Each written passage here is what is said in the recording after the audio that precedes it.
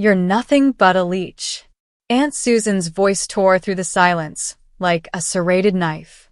Grandpa may have been blind to your manipulations, but the rest of us aren't. Pack your things and get out, now.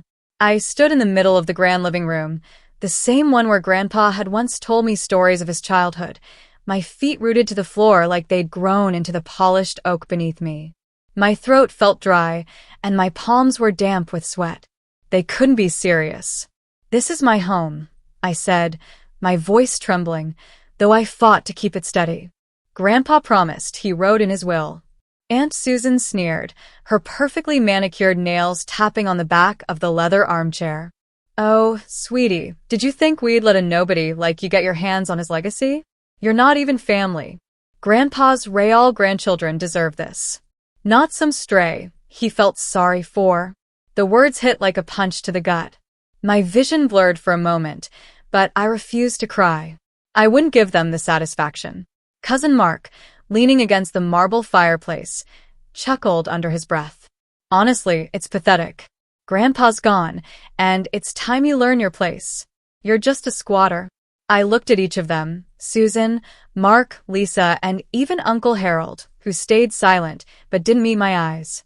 Their expressions were a mix of disdain and smug superiority, as though I were something beneath them, something disposable.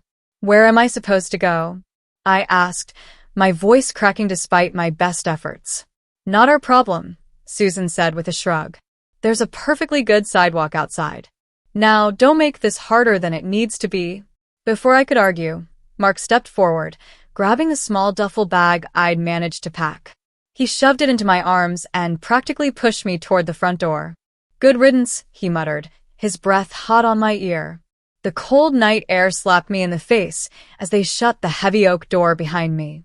The lock clicked, sealing away not just my home but every memory, every promise Grandpa had ever made to me. For a moment, I just stood there on the porch, the weight of the betrayal pressing down on my chest. My breath came in ragged gasps, the sharp winter air stinging my lungs. I glanced down at the bag in my hands. It wasn't much. A few clothes, an old photo album Grandpa had given me, and a couple of keepsakes I'd managed to grab before they shoved me out. This wasn't just unfair, it was cruel. Grandpa had always been my rock, my family, when no one else wanted me. And now, everything he'd worked for, everything he wanted for me, was stolen by the very people he'd trusted most. But if they thought I'd walk away quietly, they were wrong. The street was dark, illuminated only by the faint glow of the streetlights lining the long driveway. I stood on the edge of the estate, shivering as the wind bit through my thin jacket. It felt surreal, a nightmare I couldn't wake up from. Every fiber of my being screamed at me to turn around, pound on the door, and demand justice. But what good would it do? They held all the power now. I walked, my feet crunching over the gravel path that led away from the mansion, each step heavier than the last. By the time I reached the main road, tears blurred my vision. I tried to hold them back, to keep my composure, but the weight of everything was too much. Grandpa was gone, and now I was completely alone. As I sat on the curb, hugging the duffel bag to my chest, I couldn't help but replay the past few weeks in my head. Grandpa's funeral had been a circus of false tears and fake smiles. My so-called family had shown up in their designer clothes, shedding crocodile tears for the man who had always been too good for them. I had stayed by his bedside in his final days, holding his hand as he told me stories, as he reassured me that everything would be okay. "Don't let them push you around, Mia," he had said, his voice weak but steady. "You're stronger than all of them combined. This house, my legacy, it's yours. Don't let anyone take that away from you." But they had. The fire of anger began to burn inside me, pushing back the cold and despair. They had stolen everything, and they thought they could get away with it. They thought I was weak, that I'd just disappear and let them enjoy the life they didn't deserve. They were wrong. Morning came, but it brought little relief. I hadn't slept. I spent the night at a 24-hour diner, nursing a cup of coffee I couldn't afford and trying to figure out what to do next. The waitress, a kind woman named Clara, noticed my red eyes and trembling hands. She slid a plate of toast in front of me. On the house, honey. You look like you've had a rough night. I nodded, barely able to mumble a thank you. The gesture, small as it was, warmed me more than the coffee. Clara lingered, her kind eyes studying me. You look like you've got a story to tell. I hesitated. Trust didn't come easily, especially now. But there was something about her demeanor that made me open up. I told her everything. The inheritance, the betrayal, the lies. She listened without interrupting, her expression shifting between sympathy and anger. When I finished, she leaned in closer. Listen, sweetie. People like that? They think they're untouchable. But trust me, everyone's got a weakness. You just have to find it. Her words stuck with me as I left the diner, her parting gift of a warm sandwich tucked into my bag. I didn't know how yet, but I knew one thing for sure. I wasn't going to let them win. The next step was survival. I couldn't focus on revenge if I didn't have a roof over my head or food in my stomach. I found a cheap motel on the outskirts of town, the kind where the carpets smelled like mildew and the walls were paper thin. It wasn't much, but it was a start. I took inventory of what little I had left, a few clothes, Grandpa's photo album, a couple $100 I'd managed to save from my part-time job, and the letter Grandpa had left me. The letter. I unfolded it carefully, the familiar scrawl of his handwriting making my chest ache. Mia. If you're reading this, it means I'm gone. I want you to know how proud I am of you. You've faced more hardship in your young life than most people see in a lifetime, and yet you've come out stronger. I know my family will try to take what's yours. I've done what I can to ensure they don't succeed, but if they do, don't give up. Fight for what's rightfully yours. You have the strength, Mia. Never forget that. Love. Grandpa. Tears streamed down my face as I read the words, but they weren't tears of sadness. They were tears of determination. Grandpa believed in me, even when no one else did. I wasn't going to let him down. I needed help, someone who could guide me in this fight. Grandpa's lawyer, Mr. Collins, was the logical choice. He had been a close friend of Grandpa's and handled all his legal affairs. If anyone could help me, it was him. I made my way to his office, clutching the letter tightly in my hand. When I arrived, his secretary gave me a doubtful look, but led me inside. Mr. Collins looked up from his desk, his expression softening when he saw me. Mia, he said, standing up to shake my hand. I was wondering when I'd hear from you. His words caught me off guard. You were expecting me? He nodded, gesturing for me to sit. Your grandfather told me you'd come if something went wrong. He was worried about the rest of the family. Said they'd try to pull something underhanded. I handed him the letter, and he read it carefully, his expression growing darker with each line. This changes everything, he said, setting it down. The will is clear, but it sounds like they've already taken steps to circumvent it. What can we do? I asked, my voice steady despite the storm raging inside me. Mr. Collins leaned back in his chair, a thoughtful look on his face. We're going to fight, Mia. But first, we need to find out exactly what they've done. And I have a feeling it's worse than you think. Over the next week, Mr. Collins and I worked together to uncover the full extent of my family's betrayal. As it turned out, they hadn't just lied about the will. They'd forged documents, falsified signatures, and even bribed officials to transfer Grandpa's assets into their names. Collins wasn't just angry. He was furious.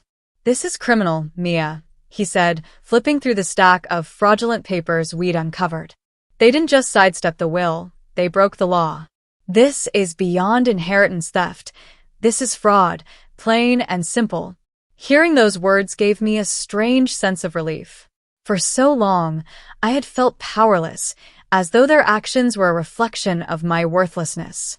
But now, with every lie we exposed, I felt stronger. I wasn't crazy and I wasn't weak.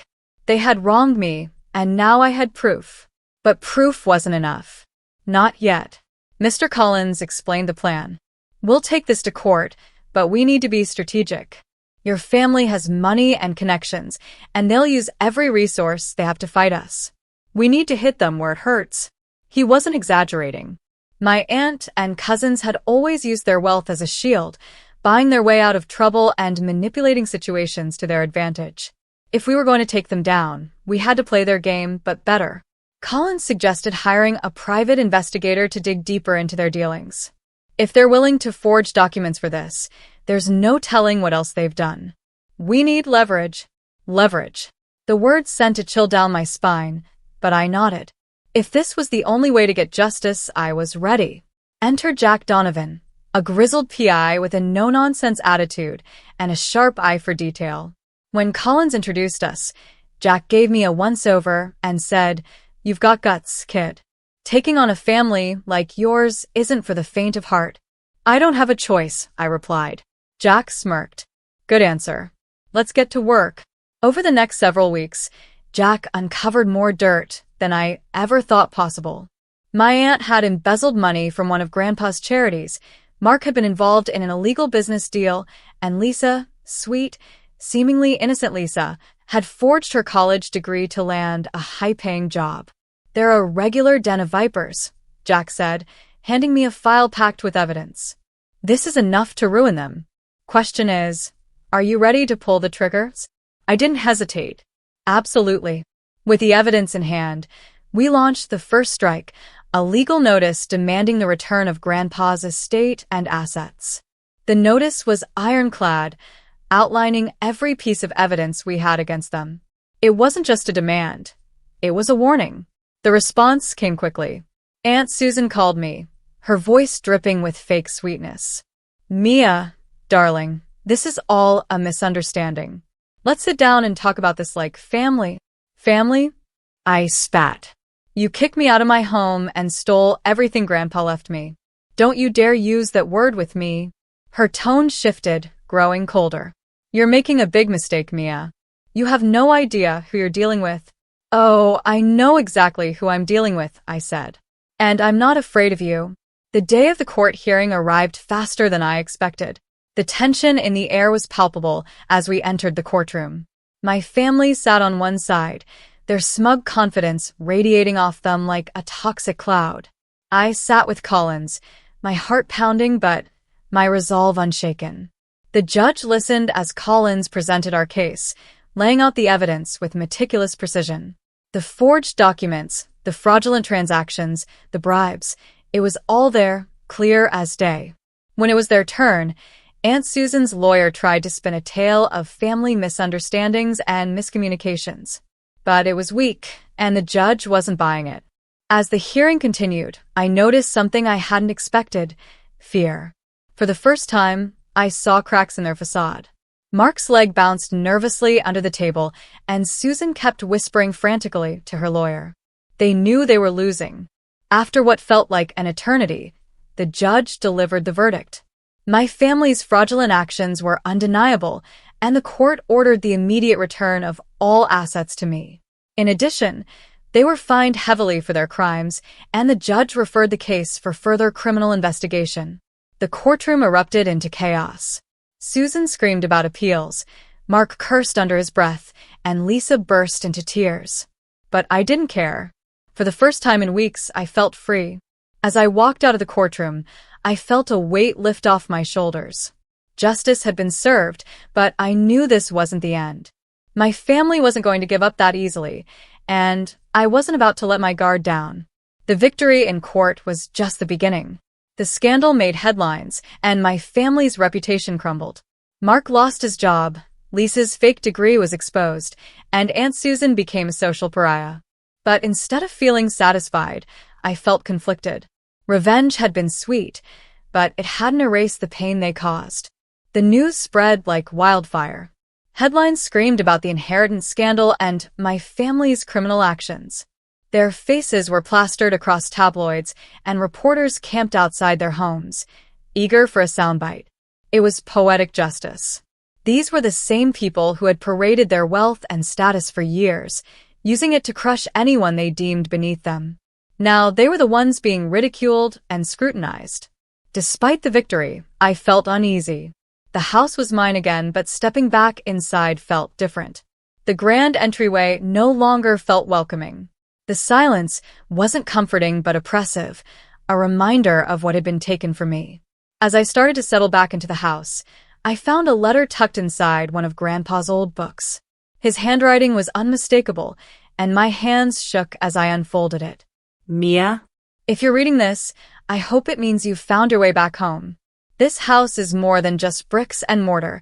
It's a symbol of strength and resilience. Our family built this from nothing, and it's yours now. But remember, Mia, a home is only as strong as the people within it. Forgiveness doesn't mean forgetting, but it does mean finding peace. Don't let anger consume you.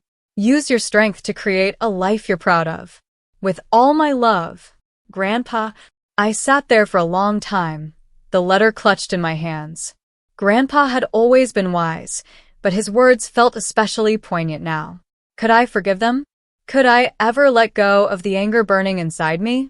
A week later, Aunt Susan showed up at the house. I almost didn't answer the door, but curiosity got the better of me. She looked nothing like the confident, smug woman who had thrown me out.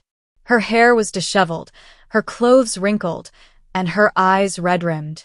"Mia," she said, her voice trembling. "I know I'm the last person you want to see, but I need to talk to you." I crossed my arms, leaning against the doorframe. "Talk? About what?" "How you betrayed Grandpa's trust.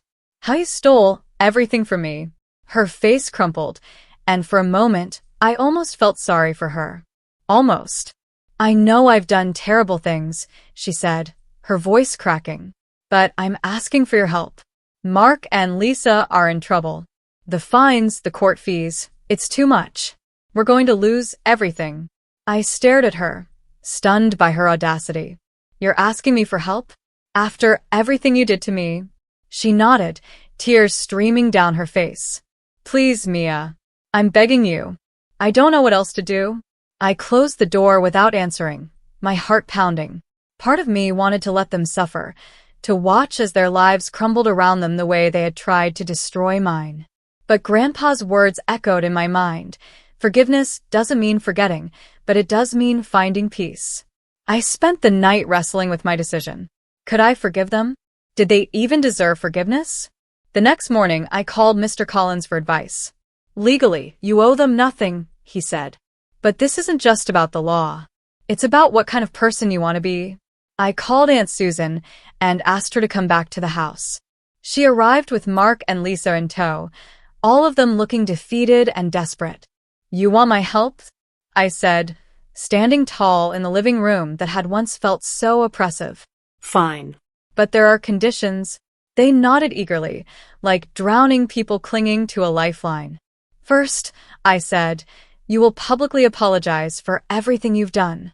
Every lie, every betrayal. You will own up to all of it." Mark opened his mouth to argue, but Susan silenced him with a glare. "Done," she said. "Second," I continued, "you will repay every cent you stole from Grandpa's charities. I don't care how long it takes."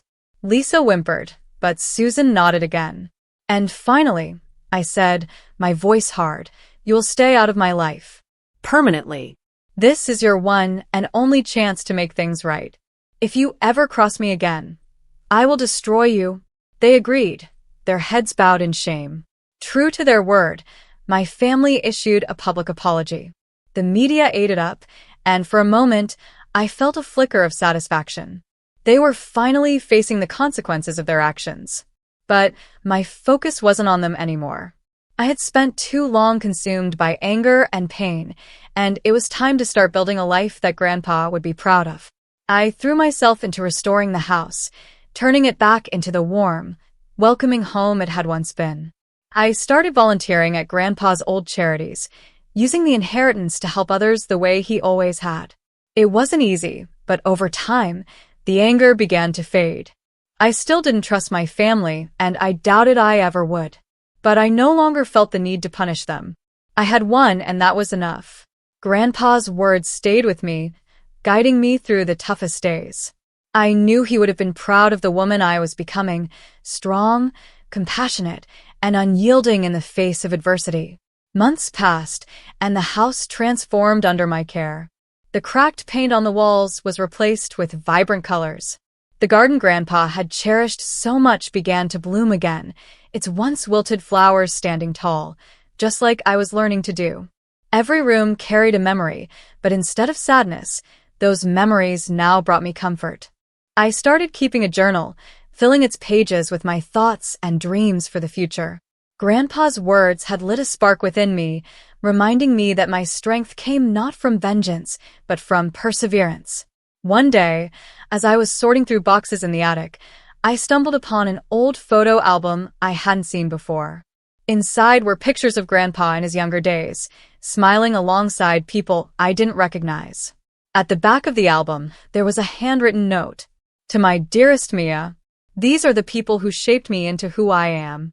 Never forget that the people who love and support you will be your greatest strength. Surround yourself with those who lift you up. Love always, Grandpa. Tears welled in my eyes as I realized that while I had lost Grandpa, I hadn't lost his wisdom. His words reminded me that I didn't have to face the world alone. Inspired by Grandpa's note, I reached out to some of the people who had been important to him, old friends, former colleagues, and neighbors. To my surprise, they welcomed me with open arms, eager to share their memories of him. One of them, a woman named Martha, became a fast friend. She had been Grandpa's closest confidant and told me stories about his generosity and strength. He was always talking about you, she said one evening over tea. Said you were the best thing that ever happened to him. Hearing that was like a balm to my soul. For so long I had felt alone, but now I realized that I was part of a larger legacy, a community of people who cared about me because of the person Grandpa had raised me to be. Despite my attempts to move on, my family wasn't entirely out of the picture. One evening, Mark showed up at my door. I was immediately on guard, but his demeanor surprised me. He looked defeated. I know I'm the last person you want to see, he said, his voice heavy with regret. But I need to talk to you. I crossed my arms. What do you want, Mark? More apologies? No, he said quickly. I just want you to know I'm sorry. For everything. I didn't realize how much Grandpa cared about you, how much you meant to him. We were wrong. I was wrong. His words caught me off guard. For years, Mark had been arrogant and cruel, always taking what he wanted without a second thought. But now, he seemed genuinely remorseful. I don't expect you to forgive me, he continued, but I want to make things right. I've started paying back the money to Grandpa's charities. It's not much, but it's a start.